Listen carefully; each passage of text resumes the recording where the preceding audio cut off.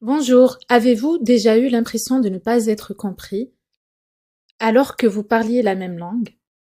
Bien souvent, ce n'est pas une barrière de langue, mais une barrière culturelle invisible.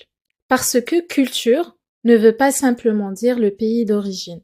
C'est aussi nos habitudes de communication, notre rythme, nos attentes, nos silences, dans une réunion, un email ou un échange informel. Ces différences peuvent créer des quiproquos, des jugements hâtifs ou un sentiment d'incompréhension.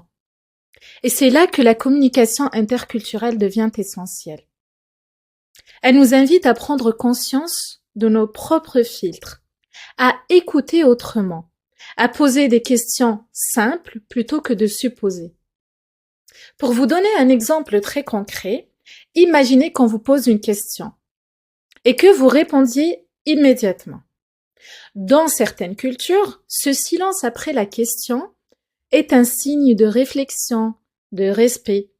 Dans d'autres, l'absence de réponse immédiate peut paraître un refus ou un désintérêt.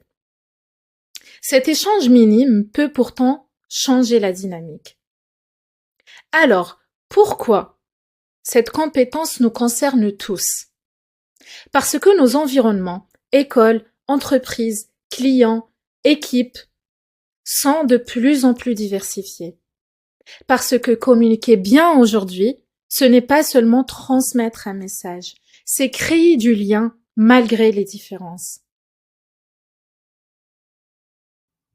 La semaine prochaine, je vous emmène à la découverte de 3 malentendus culturels fréquents. Ceux qui coûtent du temps, de l'énergie, voire de l'engagement. Si cette vidéo vous parle, n'hésitez pas à la partager ou à me laisser un commentaire.